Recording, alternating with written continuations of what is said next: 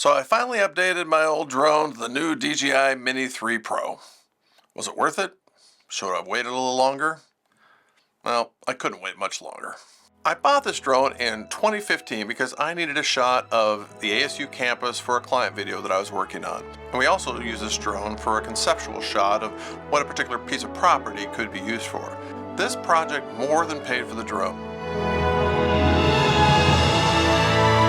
And I've used the drone a few times since for church events or helping a friend sell a home or whatever, but that's really been it. Now, a drone shot can be useful for an establishing shot, for example, to let people know where you're at, or at the end to let you know, hey, this is over, we're pulling out to some nice music and going to fade to credits or something. But generally, the middle of a movie has to do with conflict between individuals, unless that conflict is action, where people are trying to kill each other, which is something I don't do in any of my movies. If the conflict is more personal, a drone shot is rarely going to be the thing that is going to help make that more personal. And besides, I have crashed this drone on a number of occasions and had to pay a few $100 to get it repaired at least twice. So after crashing my drone, I decided that, next time I need a drone shot, I'm just going to get one of my friends that has a drone to come over and shoot it. And more of my friends do have drones. And it's that idea that everyone now has a drone that kind of makes me not particularly want to have a drone. But then they announced the Mini Pro 3. And look at it. It's just so cute. And the Mini 2 was actually compelling, but it didn't have obstacle avoidance, and this has obstacle avoidance. Okay, so only on the front and back and bottom, but still, that gives me a 50% chance of not crashing this drone.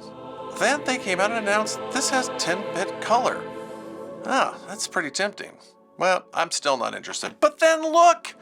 It's the controller! I'm so excited about this because I can't stand hooking up my phone to the controller. It's always a pain, and I invariably will get a call or a text during the middle of a flight. This is so simple and easy to use. And then look at this.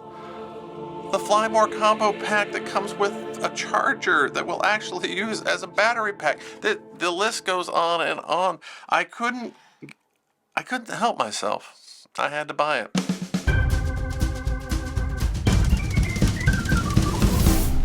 Now, I've been flying the Mini Pro 3 now for over 3 months, and I've come to love a lot of things about it, and a few things that I hate. So let's go over these, because these are things that you're not going to find on the spec sheet. The first is how quiet it is.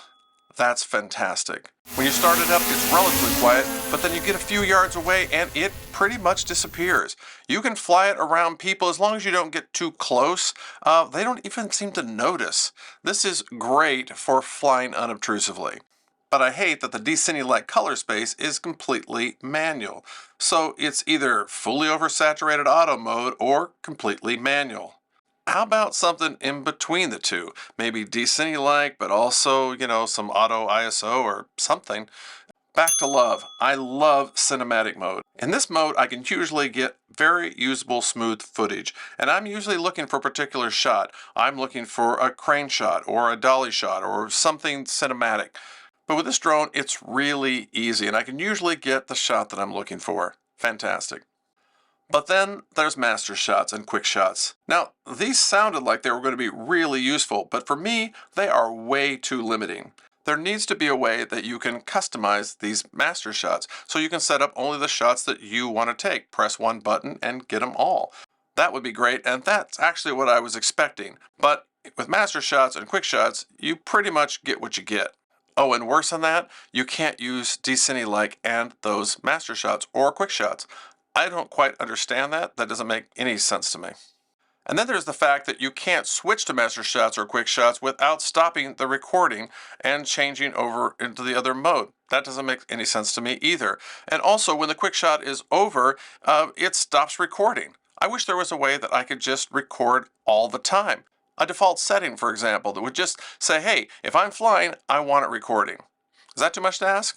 Well, apparently it is. But all of these minor frustrations are overcome by the fact that this drone is really easy and fun to fly. Oh, and the RC controller, this has exceeded my expectations. I love this thing. The only thing I don't particularly like about it is that it records the screen at 720p rather than 1080 or 4K. But I guess the screenshots are just for tutorials anyway, so no one's probably going to notice. Still, it would be nice. So what new features could DJI put in their next drone that would lure me into upgrading? Well, it wouldn't be any of the annoyances that I talked about here. First, those could be fixed with the firmware, but even if they were just fixed in a firmware in another drone, it wouldn't be enough for me to pay any extra money for that unless it had two things. One, a better camera, because a better camera is actually going to show up in your work. The next thing would be a variable aperture or variable ND or something in there that would allow you to be able to switch that while you were flying rather than to bring it back and put on a new neutral density filter. That would be something that would probably show up on my work as well, because that is going to make a difference as the shots that I'm able to get when I'm out working. Oh yes, I guess there is one more thing. It would be great if it had obstacle avoidance on the sides. Because yes, I did crash this drone. I was circling around the trees and I thought I was behind it. And guess what? My depth perception wasn't good enough and it went into the trees.